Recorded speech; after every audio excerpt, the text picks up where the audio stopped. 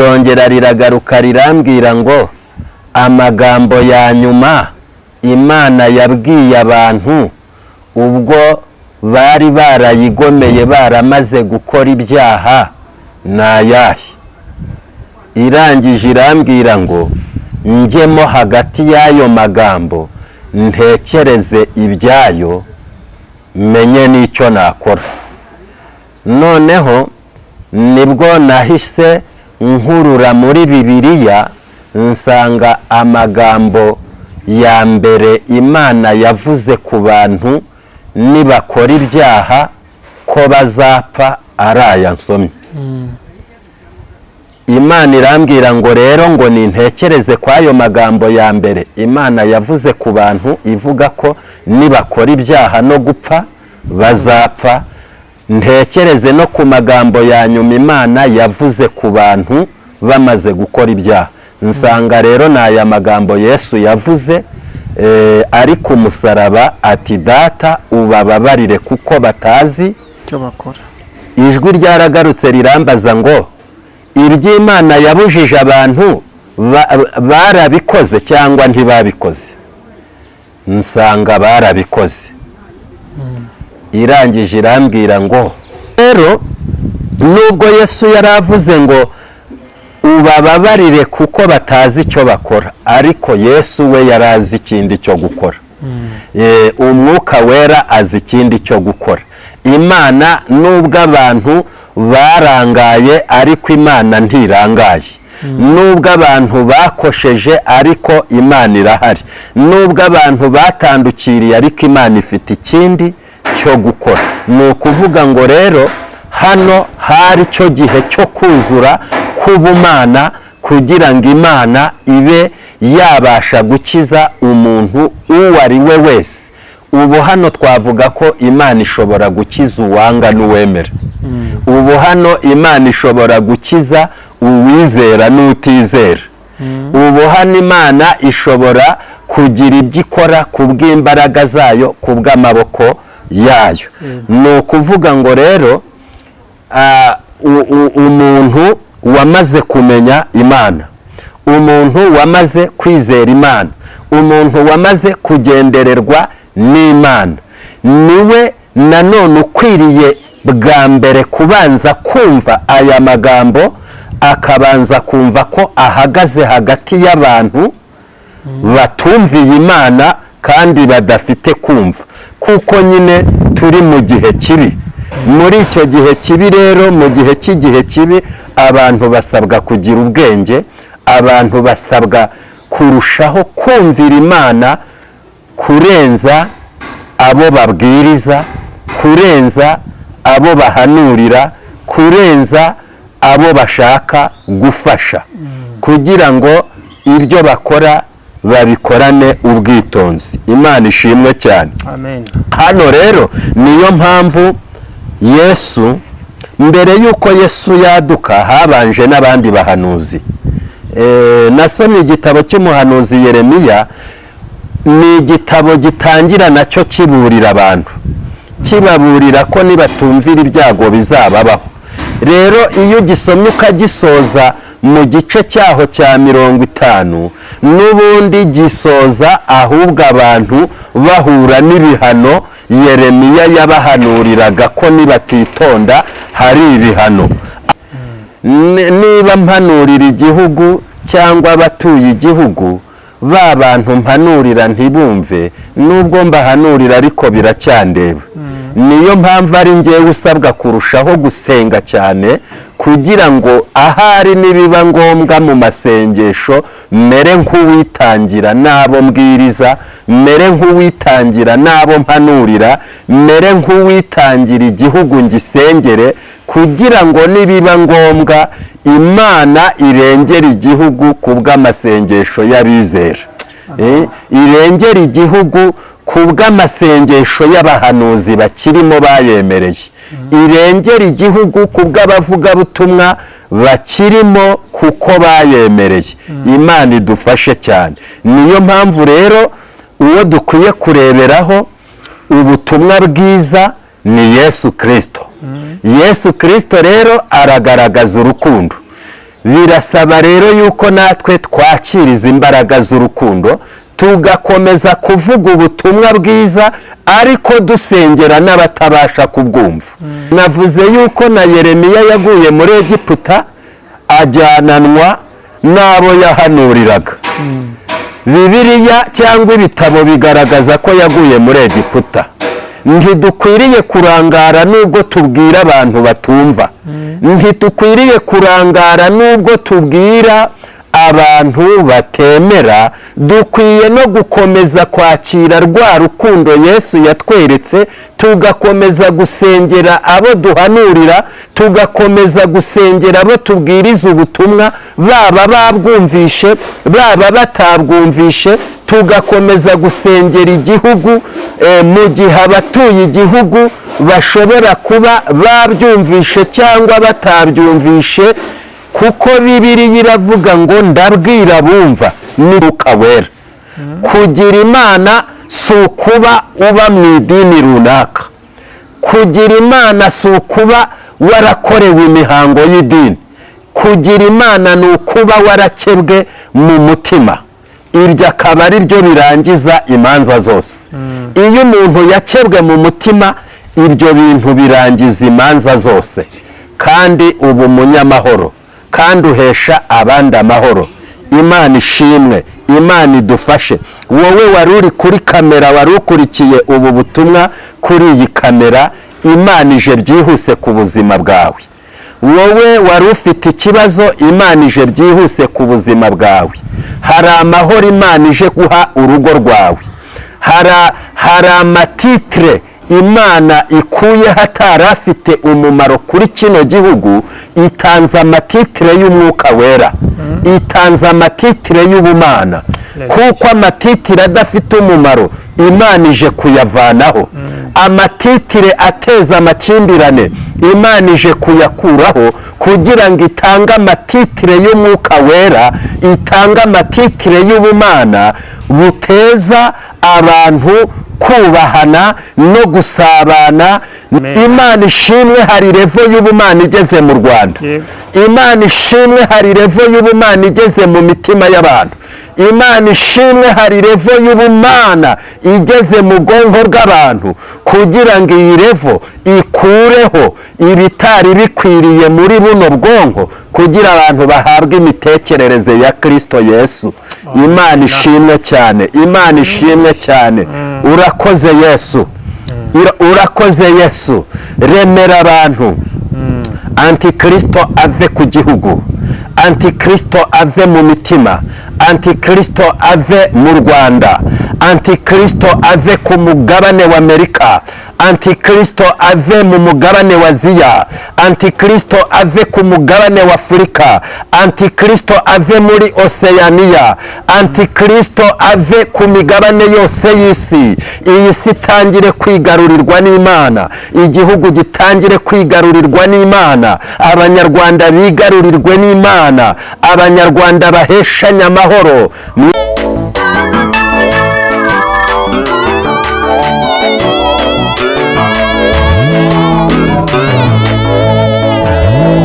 Turabashimiye cyane mwebwe mwese mudukurikira ku Muremyi TV no kuri channel yihe Imanzi TV. Imana ibaho umugisha rero mwebwe mudukurikira, kandi Imana ibaho umugisha. Muri uyu mwanya tugiye kumva ijambo ry'Imana, mudukurikire kuri izo channel zose, mukanda subscribe kugira ngo ibiganiro byacu bijye bibageraho. Mwebwe abatuye mu Rwanda, mu Majyepfo, mu Majyaruguru, Iburengerazuba n'Iburasirazuba, mwese turabashuhuje mu mujyi wa Kigali. Namwe turabakunda muri diaspora, muri Amerika, Burayi, Canada, mwese Imana ibarinde kandi ibakomeze. Dufite hano umukozi w'Imana, n'umukozi w'Imana uvuga iby'Imana, uhanura kandi bikaba byose, kuko akorana n'Imana cyane. Nibwo bwa mbere tumwakiriye ku Muremyi TV, ndatekereza ko no ku Manzi aribwo bwa mbere yabahageze. Reka tumushimire, reka tumwakire hano kuri izi channel. Namwe turabakiriye mwebwe mudukurikira ku manywa na nijoro, kandi turabashimira. Imana ibaho umugisha rero. Reka tumuhe umwanya adusengera Imana mbere yo kugira ngo tumwakire atubwire ijambo ry'Imana. Karibu umukozi w'Imana. Murakoze cyane. Imana ibaho umugisha. kadushimire n'abazakurikira iki kiganiro buno butumwa bwiza bwa Yesu Kristo, nabo Imana ibishimire kandi baha umugisha. Nanjye rero amazina nitwa Nzabahimana Ernest, nkaba ndi umukozi w'Imana. Imana iduhana umugisha kandi twese iduhe kunguka. Yego. Noneho ugiye kudusengera Imana kugira ngo dutangire na gahunda zacu. Yego, murakoze.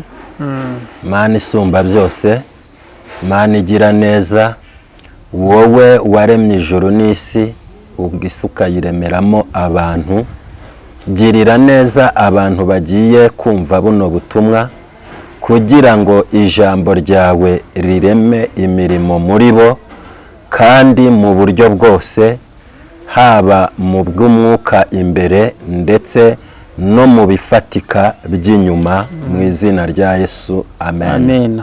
Imana igumugisha rero umukozi w'Imana. Watubwiye ko uri umukozi w'Imana kandi uhanura, Imana igukoreramo, ariko ndagira ngo nkubaze muri iyi minsi muri kona bimeze bite umurimo w'Imana? Byaba bimeze bite kuko uri kona ko Imana hari abari kuza bagahanura ati Imana ngiraje inyuze mu Rwanda, Imana iraje abakubise, Imana igize gute? Wowe muri iyi minsi nk'umukozi w'Imana kandi ufite umwuka w'Imana, amakuru y'umwuka w'Imana ariko kukubwira n'ayahe? Amakuru ava ku Mana, Imana irahari kandi Imana isumba byose, ishobora byose. Buriya iyo usomye Bibiliya, Bibiliya igaragaza yuko nta kintu gishyashya munsi y'ijuru. Ibyabayeho na kera byabayeho, ariko icyabonetse cyagaragaye ni uko Imana yakoze imirimo, n'ubu Imana izakora imirimo. Amen. Amen. N'ubu Imana yakoze imirimo, n'ubu Imana iracyakora. N'ubu izakora imirimo, iracyakora.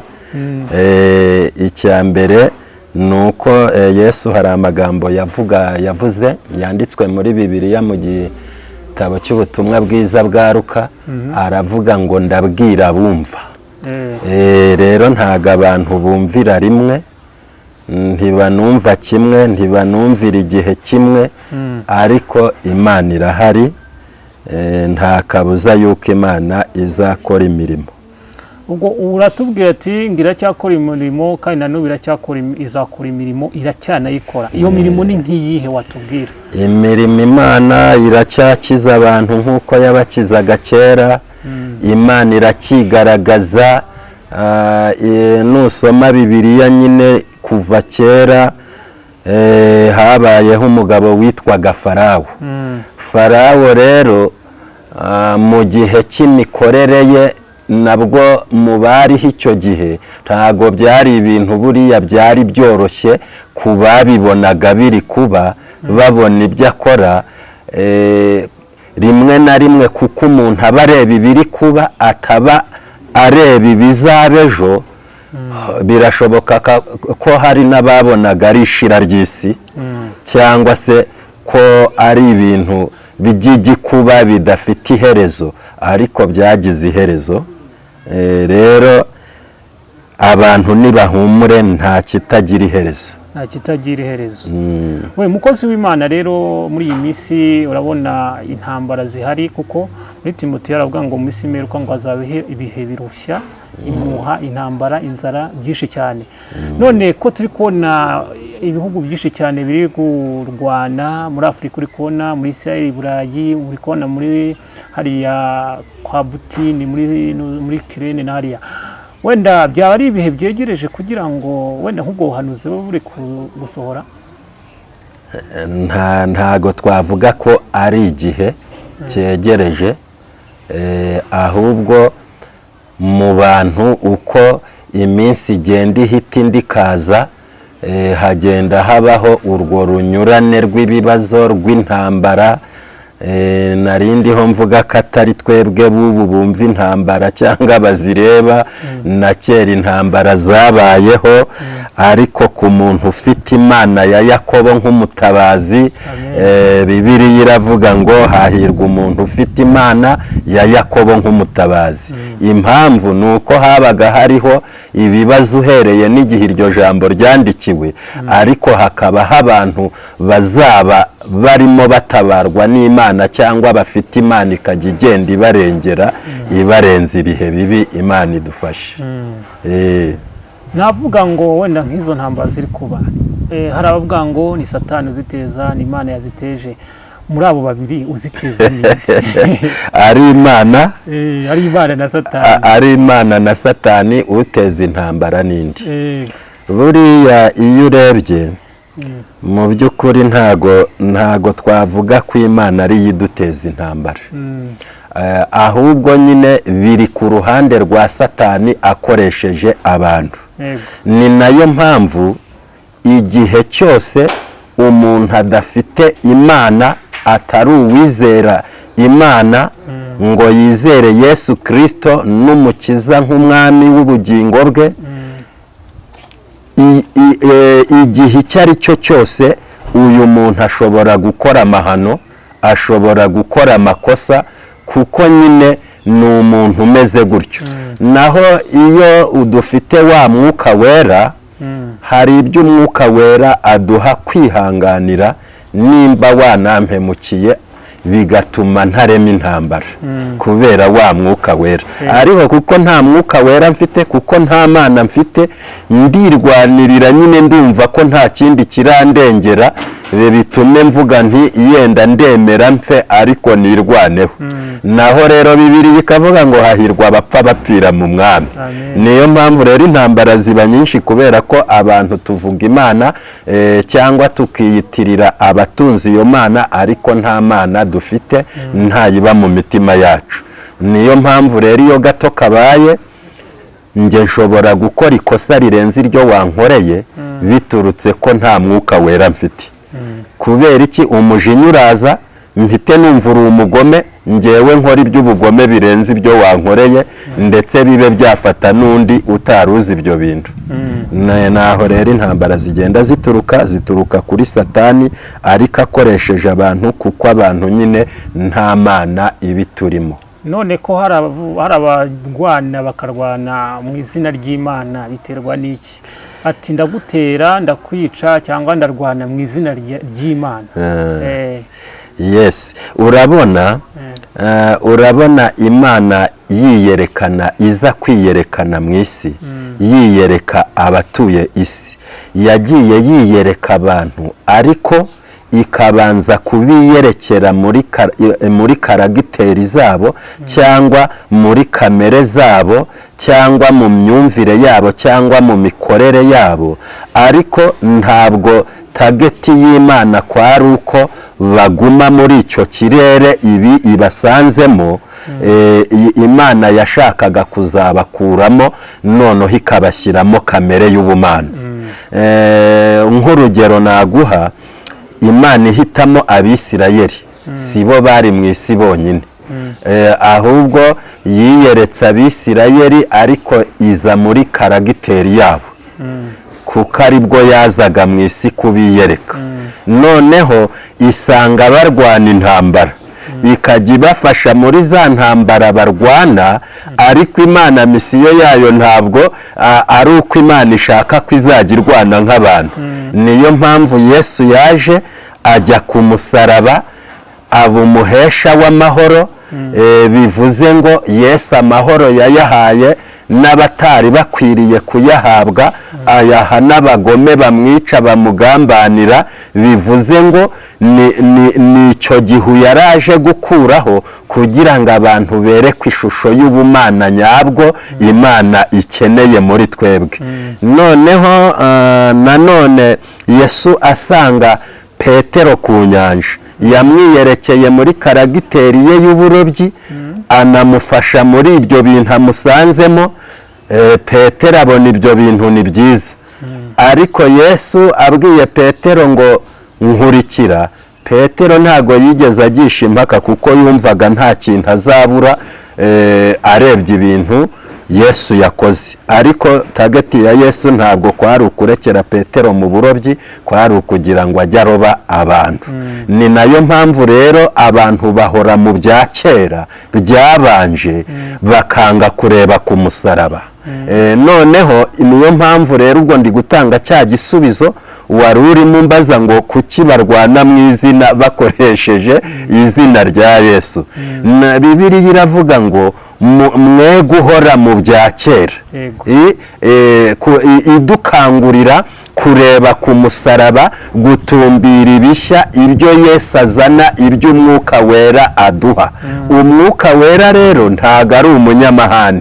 Ni ukuvuga ngo rero igisubizo naguha, abo barwana mu iryo zina uvuze nyine bari mu butamenya, ariko ntabwo bo babireba kuko bakurikiza kamere z'ibya kera, kandi Yesu yaje kutubatura ngo tuve muri izo kamere z'ibya mbere, twakira ibishya by'Umwuka Wera. Imana idufashe. Amen. Umwuka Wera niwe uturwanirira, niwe uturwanirira intambara zose.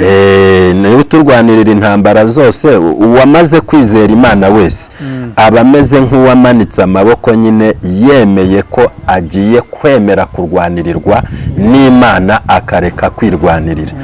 Duhereye kuri sogokuruza wa mbere, Bibiliya itwereka wahamagawe n'Imana, hari icyo yakabaye yarakoze gisa n'icyo wari uvuze cyo kurwana izo ntambara akoresheje izina ry'Imana cyangwa izina rya Yesu. Ni igihe abashumba be n'abaroti bagiraga intonganya bagatongana, noneho Aburahamu nawe na Loti bikamera nk'aho bibajyanye mu makimbirane, ariko ikimenyetso cy'uwizeraga Imana, Aburahamu yakabaye anirukanye Loti akamubwira ati subira iyo waturutse, ni njyewe mbese ufite uburenganzira hano hantu kuko ari njyewe Imana ibyemerera. Ariko ntiyarwanye izo ntambara, yarwanye intambara yo kwizera, ahitishamo Loti aramubwira ati njye nawe twe kugira intonganya cyangwa ngo tugire ibyo dupfa, hitamo aho ushaka, ngiki gihugu cyose kiri imbere yawe. Ubwo ndi gusubiza cya kibazo yuko abo bantu nyine baba bari mu butamenya, mu buyobe, ariko batareba Loti ngo abona ikibaya kimeze neza kinetereye, ngo arangije akijyamo. Urumva ko habayeho guharirwa na mwene wabo Aburahamu, ariko mu bundi buryo Aburahamu niwe wakabaye warasizeho imbaraga ze n'amaboko akanirukana Loti, cyangwa akagira hamuhereza habi abona we adashimye, Aburahamu akaba ari uhitamo aheza. Ariko kubera yuko umuntu wamenye Imana, wizeye Imana, Imana ikaba imurimo, ntago arwana izo ntambara, ibindi ni ukubeshya. Amen. Urakoze rero umukozi w'Imana, Imana iguhe umugisha. Reka nguhe karibu ukomeze n'ibyo Imana yaguhaye ubihe abakunzi bacu. Urakoze cyane.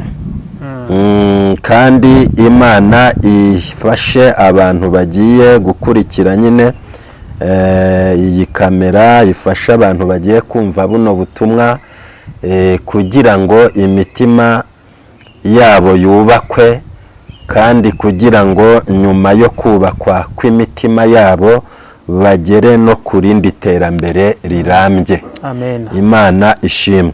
Turasoma rero ijambo ry'Imana dusanga mu gitabo cy'Itangiriro ibice 2 umurongo wa 17.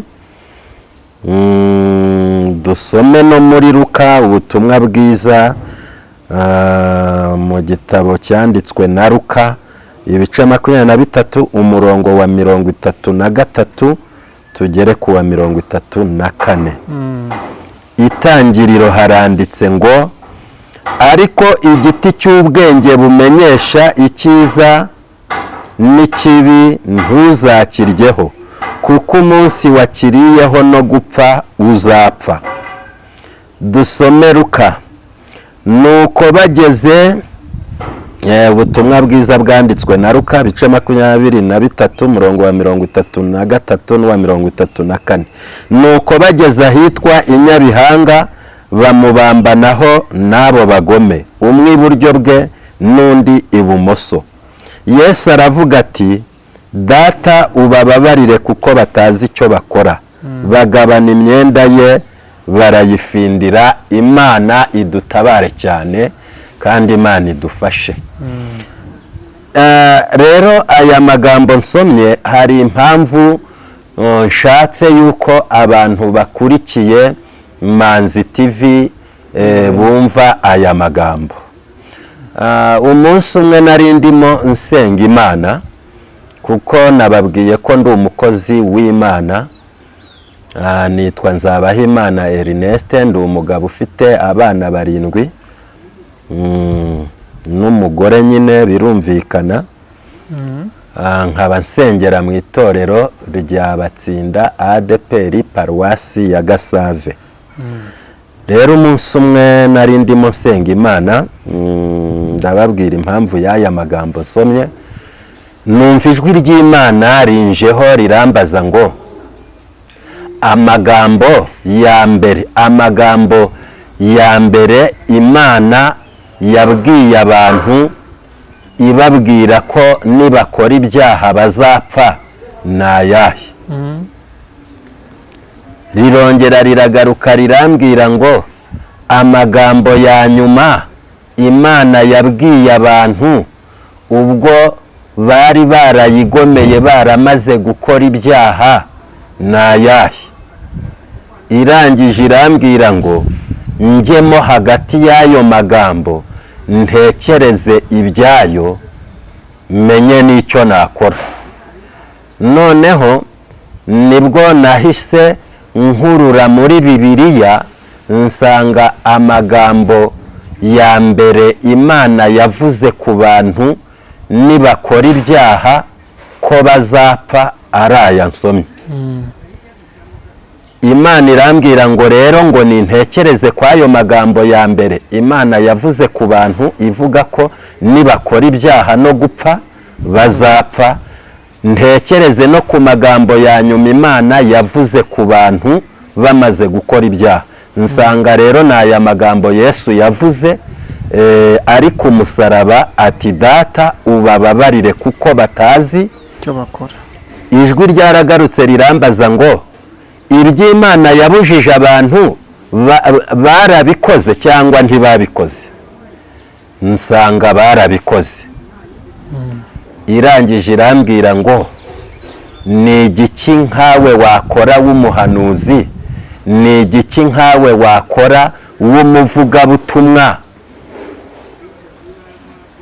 ku bantu ukibwira abantu ubotsa nk'igitutu cyangwa se cy'uburakari cyangwa se cyamunyangire cyatuma abantu bikanga bakagira ubwoba ntibakore ibibi kirenze ijambo Imana ubwayo yivugiye ibabwira muzapfa.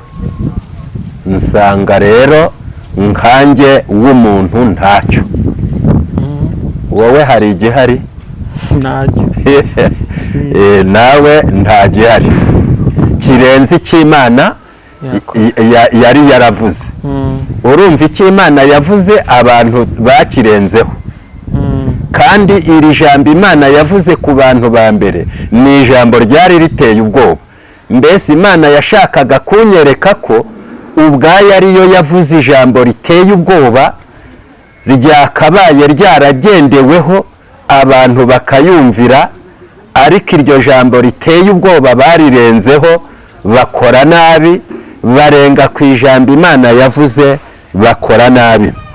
Imana irangije rero irambwira ngo nta kindi ngutegetse, rero ngutegetse kwigisha urukundo kandi ngutegetse kuvuga urukundo, ngutegetse urukundo mu bantu. Imana ishimwe.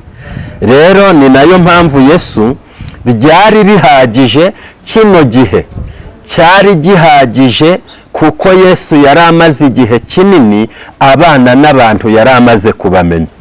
Yari amaze kubamenya bihagije, yaritegereje abantu abona ko nta kindi kintu gihari uretse kubababarira, uretse kubarengera. Rero nubwo Yesu yaravuze ngo ubababarire kuko batazi icyo bakora, ariko Yesu we yarazi ikindi cyo gukora. Umwuka wera azi ikindi cyo gukora. Imana nubwo abantu barangaye, ariko Imana ntirangaye. Nubwo abantu bakosheje, ariko Imana irahari. Nubwo abantu batandukiriye, ariko Imana ifite ikindi cyo gukora. Ni ukuvuga ngo rero hano hari cyo gihe cyo kuzura k'ubumana, kugira ngo Imana ibe yabasha gukiza umuntu uwo ari we wese. Ubu hano twavuga ko Imana ishobora gukiza uwanga n'uwemera. Ubu hano Imana ishobora gukiza uwizera n'utizera. Ubu hano Imana ishobora kugira ibyo ikora ku bw'imbaraga zayo, ku bw'amaboko yayo. Ni ukuvuga ngo rero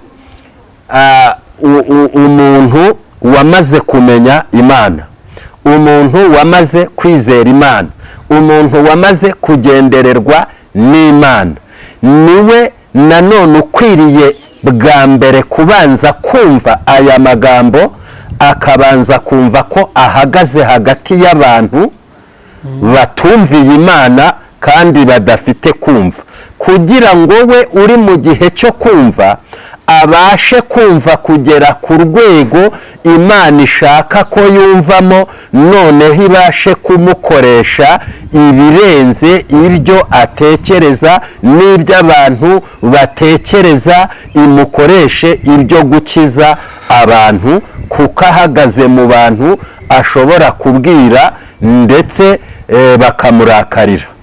Ahagaze mu bantu ashobora kubwira ndetse bakamufungisha. Ahagaze mu bantu ashobora guhanurira bikarangira bigiye mu bucamanza. Niyo mpamvu rero niwe usabwa, uwizera Imana, uwahuye n'Imana, uwagenderewe n'Imana, ni nawe usabwa kurushaho kumva cyane, kugira ngo ibyo akora abikorane ubwenge no kwigengesera, kandi birimo rwa rukundo rwa Yesu Kristo.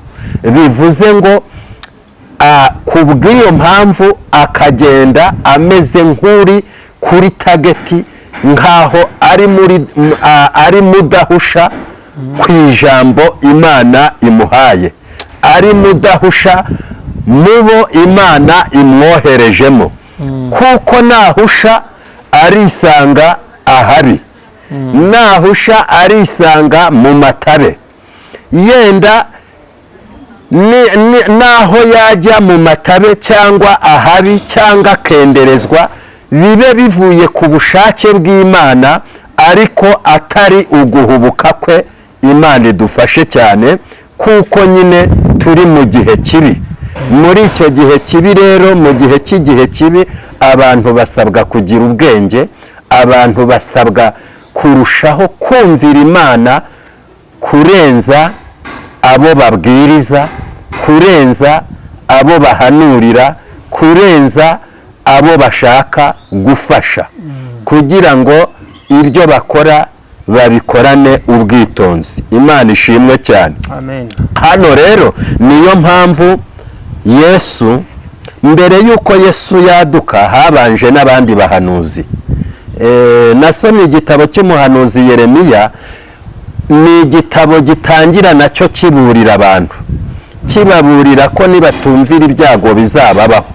Rero iyo gisomye ukagisoza mu gice cyaho cya 50, n'ubundi gisoza ahubwo abantu bahura n'ibihano Yeremiya yabahanuriraga ko nibatitonda hari ibihano, ariko byaranze bya bihano bibasohoraho, bajya mu bunyage, bajya muri Egiputa, ndetse na Yeremiya ibitabo bigaragaza ko nawe yaguye muri Egiputa.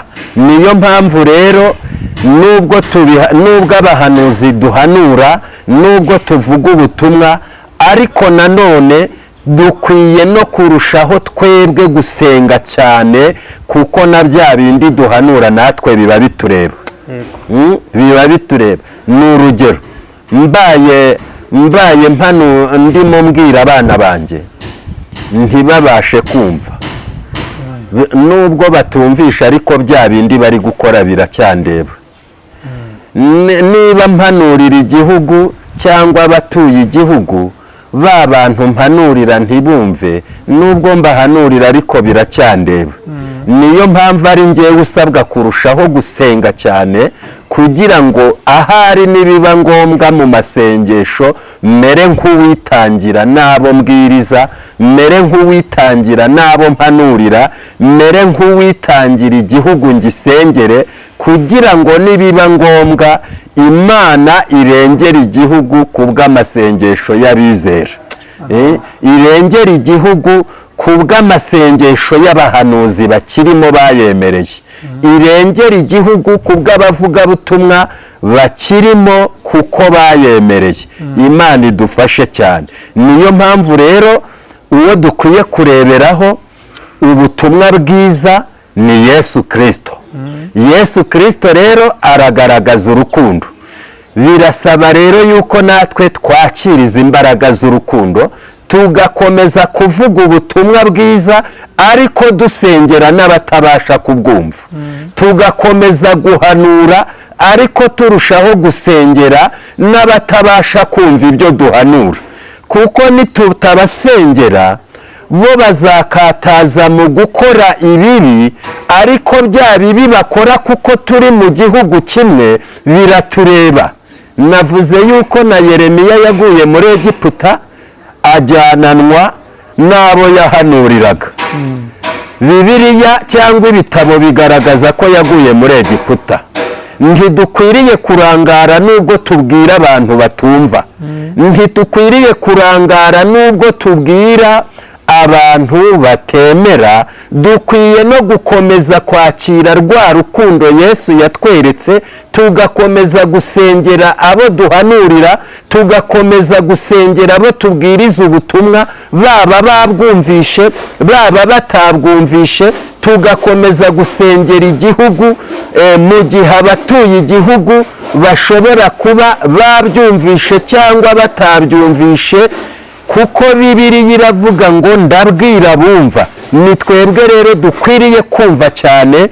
Nawe uri kuri iyi kamera ufite kumva, ni nawe ukwiriye kumfasha ukumva cyane, ukizera no mu cyimbo cy'abatizera, kugera ku rwego bazareba imbuto zacu nziza bagahindukirira Imana, kugera ku rwego bazareba imirimo myiza dukora n'ubwitange tubikorana bagahindukirira Imana.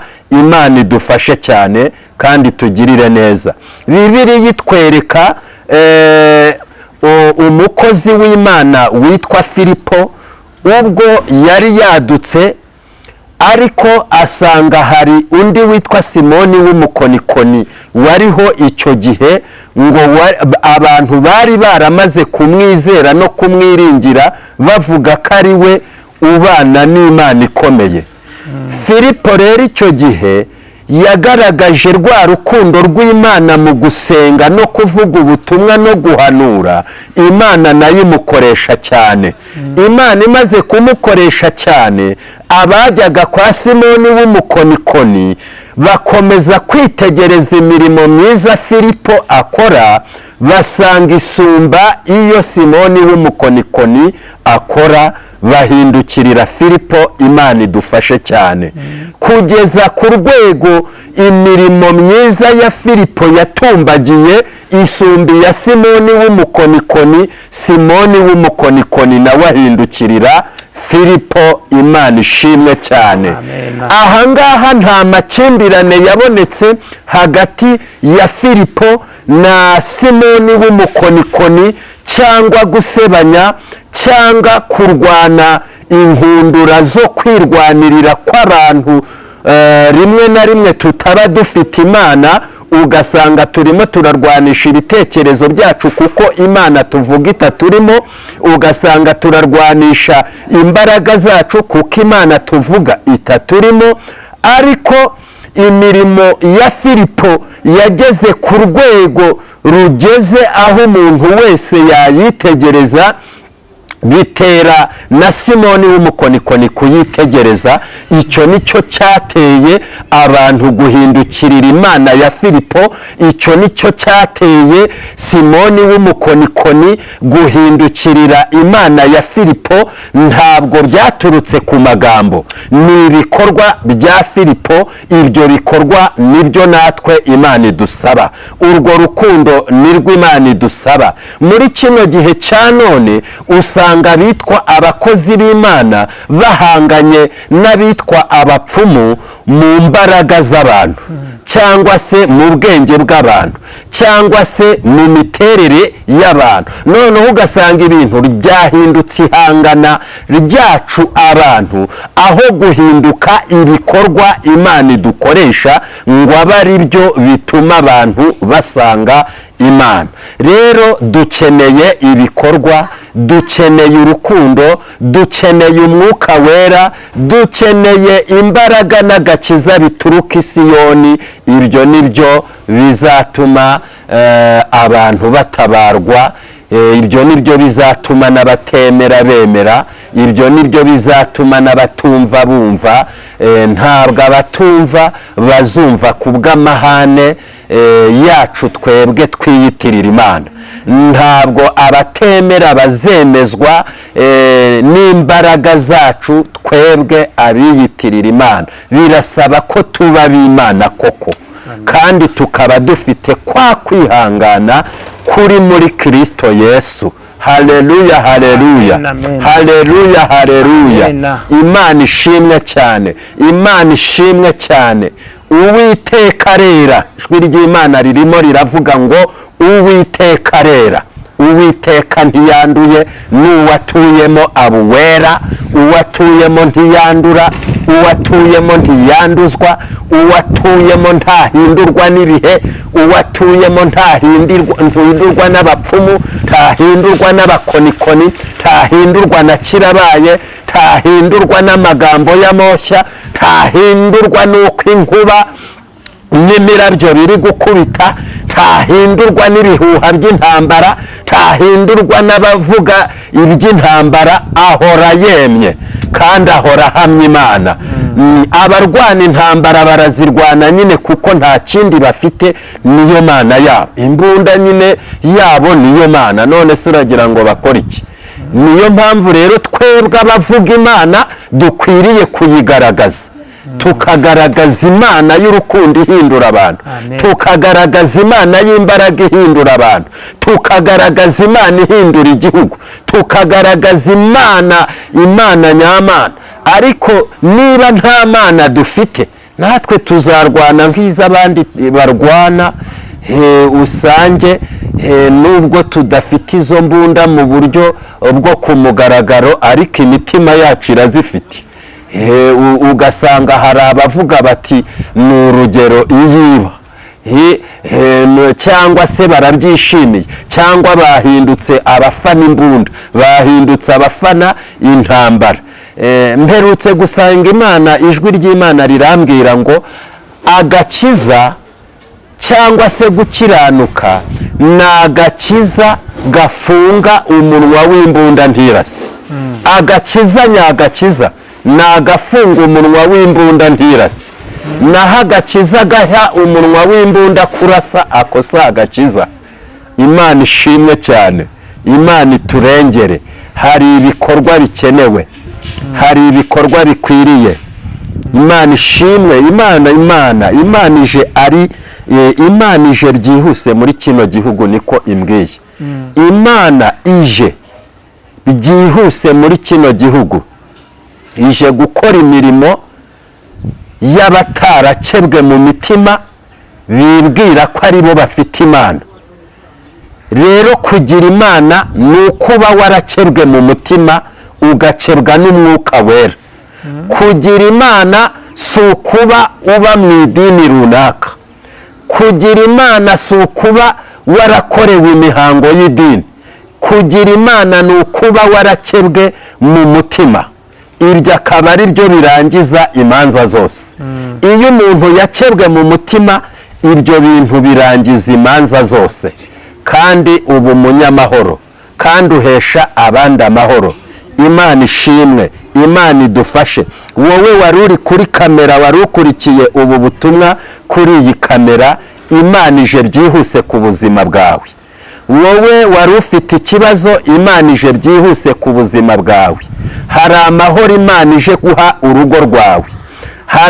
Hari amatitire Imana ikuye hatari afite umumaro kuri kino gihugu, itanze amatitire y'umwuka wera, itanze amatitire y'ubumana.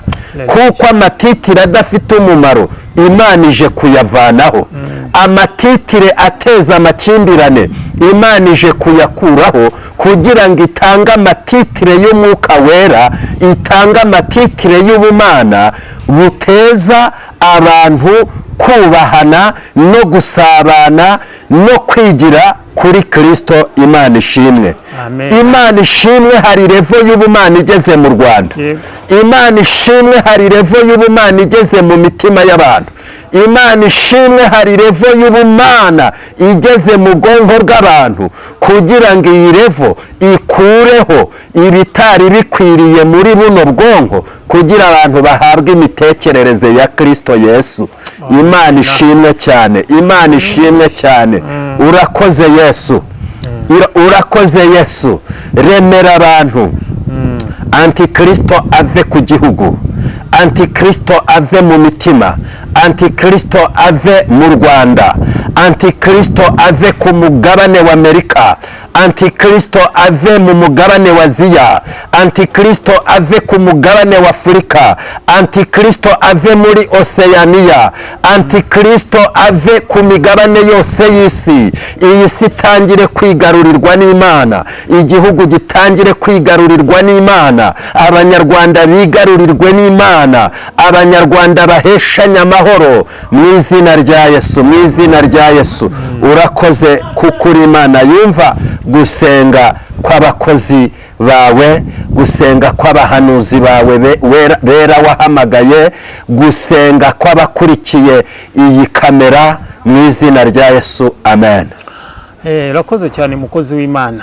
Hari ikintu waruvuze, Antikristo yaba yarageze kuri iyi si, cyangwa hari igihe izaza? Byari ubuhanuzi buzaza mwaba muri guhanura? Antikristo arahari.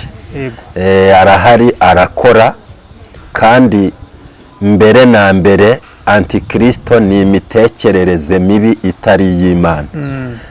Kuko Bibiliya iravuga ngo abamwizeye bakizera izina rye yabahaye ubushobozi bwo kwitwa abana b'Imana, kandi abo bafite gutekereza kwa Kristo. Rero imitekerereze mibi yose ishobora kugana Antikristo, ishobora gukorana na Antikristo. Urakoze mukozi w'Imana. Imana iguha umugisha, kandi Imana ikongerere aho ukuye, kandi igukomeze. Reka utange nimero zanyu, kugira ngo wenda hari nk'uwakubona agukeneye, kugira ngo ube wanamusengera cyangwa umufashe mbese mu buryo bwo gusenga abe yakubona. Ni karibu. Urakoze cyane. Nimero ku wazikenera yampamagaraho ni 0785454212. 0785454212. Imana ibaha umugisha ku bazafashwa n'ubu butumwa bwiza mu izina rya Yesu. Murabyumva rero bakunzi bacu bakadasohoka. Imana ibaha umugisha. Nangaha dusoreje muri aya magambo y'Imana, n'ubutumwa bwiza ubuhanuzi Imana yabageneye. Reka tubwumve rwose tubuhereye uko bwatangiye, kandi ari icyo Imana iraza gukora. Namwe rero tubasaba umugisha kuba mwadukurikiye. Imana namwe ibaha umugisha, n'umukozi w'Imana waduhaye ubutumwa bwiza, Imana imuhe umugisha. Imana ibarinde. Ciao ciao.